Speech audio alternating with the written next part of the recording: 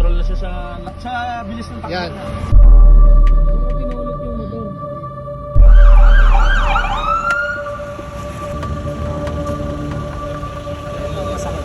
Meron? Sakit nga.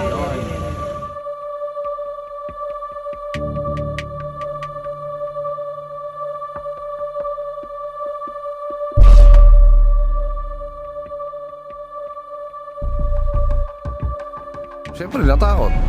Kinabahan. Para sa kaligtasan niya. Parang ayoko na magmotor, yung ganung feeling. Hindi ko alam kung anong gagawin. Nakita ko siya. Nagulat ako. Ha! Ganun. Nagulat ako. Ha! Parang ganun. Rider down! Pagkakita ko si Mentos pala yung na-disgrasya. Gulat ako na, ha! Parang ganun. Kinabahan ako, sobra kinabahan ako talaga kasi narinig namin sa communication set yung aray niya tsaka yung emotion niya nung nangyari na yun. Kaya sobra kinabahan talaga ako. Siyempre, nung una, magulat ka, sumemplang. Bakit, di ba? Dapat dramatic. Tangay na kawawa si Mentos! Wasak na wasak ng buto niya. Medyo nagulat ako sa kanya. Dapat hindi siya lumiko eh. Lumiko siya bigla eh. Pagliko niyang ganun, nakita ako eh. Talagang, ganun eh. Ano ka ba? Ano ka ba nun? Wala. Advice lang sa mga tropa, if ever na mangyari yung ganung emergency, paghahanap kayo ambulansya, sa checkpoint kayo lumapit. Kasi may radyo sila na directly sa ambulance mismo. Nakita siya huminga, okay naman, okay. Mabukaos. Nakita ko kasi pang-apat ako sa pila nun eh. So nakita ko yung motor, hinanap ko si Ventos. Pak, nung nakita ko siya, nakita ko gumagano siya.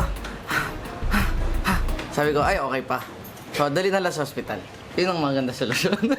Ako kasi iniisip ko agad yung solusyon eh. Ayoko na tignan yung problema. So nung nakita ko siyang, ay kaya pa dali sa hospital. Dali na sa hospital. Ako kasi yung kasunod niya, so ako yung pinaka nakakita ng buong nangyari. Nakakita ko.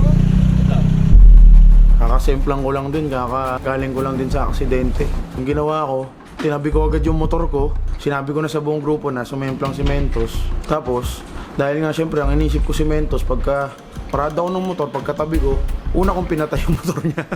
After nung nangyari, parang a day after, doon pa tumama talaga sa akin ng sobra na, eto na naman, takot na naman ako. Kasi nga, parang sinariwa ko na naman yung nangyari rin sa akin. Wala, ito lang po ito. Tapos ito po. Ay, putang ina mo.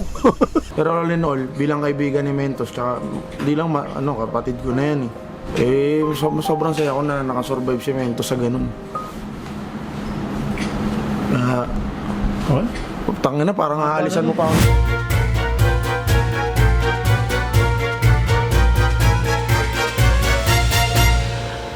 Taga lang.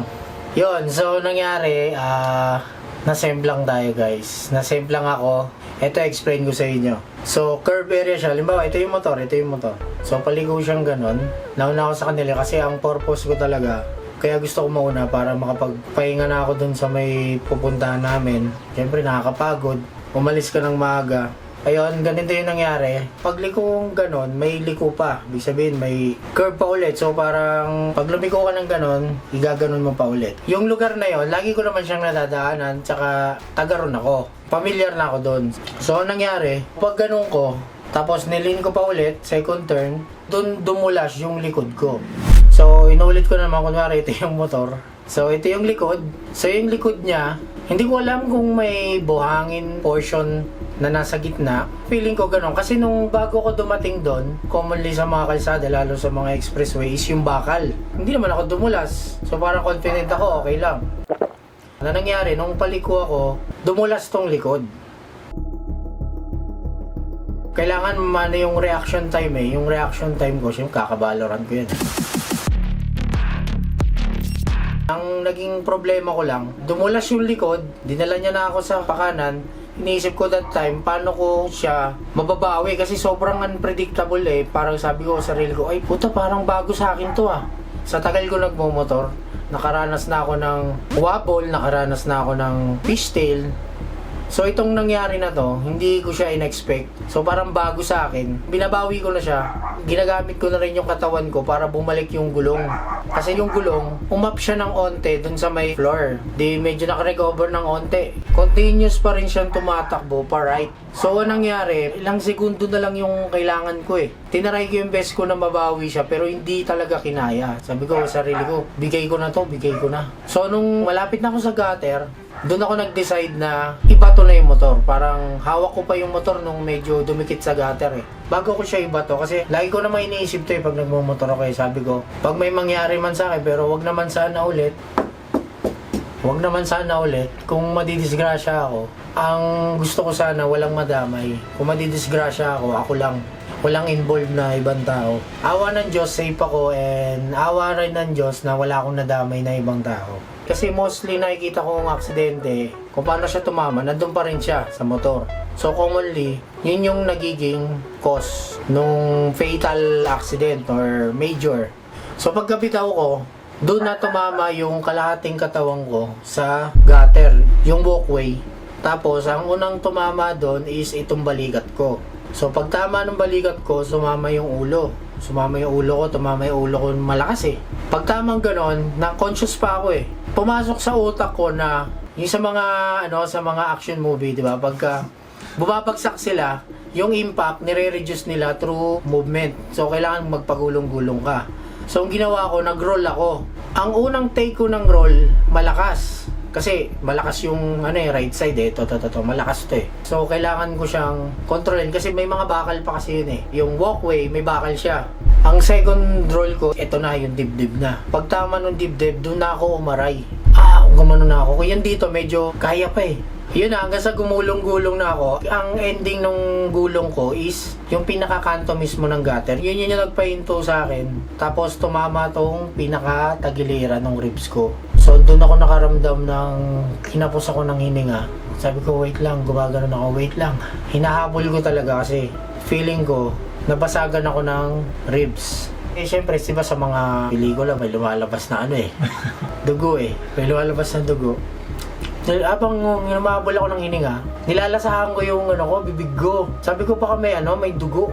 Wala naman, tas okay na, balik na ako sa habol ng hininga ko. Hinahabol ko ng hinahabol that time. Sabi ko, kailangan makonquer ko tong nangyayari na to. Wala na akong pakialam sa motor eh. Tas naramdaman ko na magana to.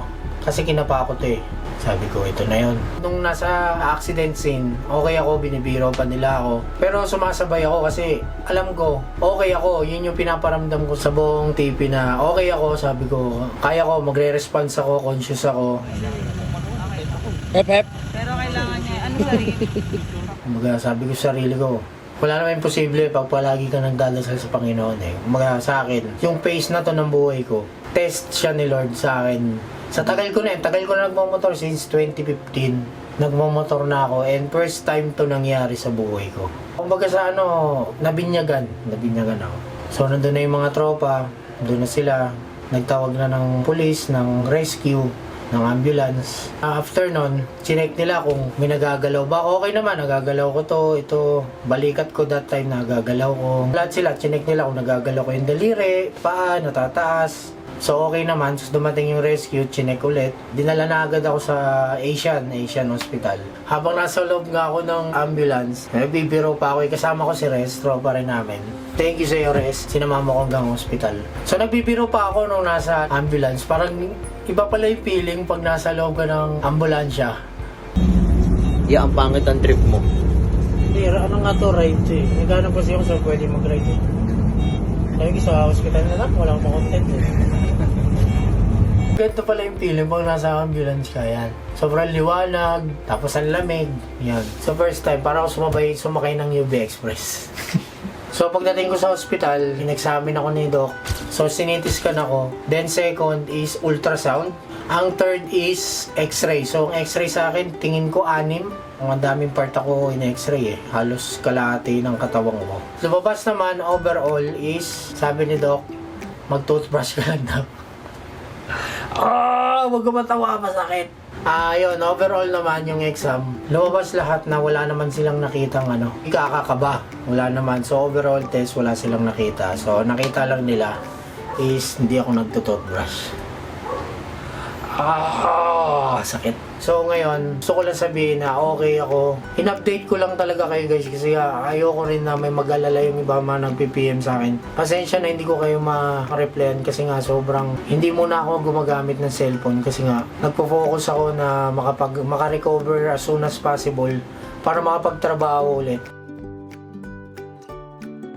Siguro ngayon, after nung nangyari, mas magiging maingat ako. Siguro kung doble, triple, naingat na yung i-include ko sa pagmumotor ko. Take note lang guys, hindi siya naging cause na para itigil ko yung bagay na nagpapasaya sa akin. Mas ano na ako ngayon, mas naging OC na ako. Kasi nakita ko yung gulong ko is pudpud na talaga. Hindi ko siya napansin, nagpagawa ko ng motor pero yung gulong ko hindi ko napansin. And ngayon, I make sure na okay yung motor bago ko siya gamitin.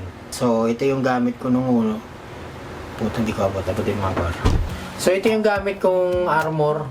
Ito yung gas-gas niya. Kita nyo naman. Tapos, ito yung likod. Kita nyo yung mga gas-gas. So, kung wala to, malamang sa pulang spinal cord ko.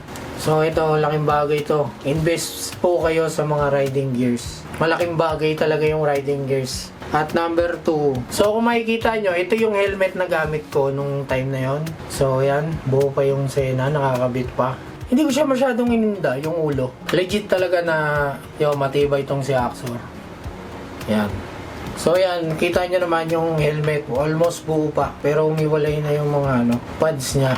So in general, yung Axor helmet, talaga matibay pre. Meron pa isa, nasira sa akin, kunin mo ngayon mo. So yun guys, yan. Kasya na ngayon. Uy, bagong laba to guys Yan. Isa sa mga nasira. Ito. Naka-boxer ako nung that time. So yun guys, overall, okay naman tayo. Bugbog lang. Pahinga pa ulit ako. Kasi hindi ko pa kaya.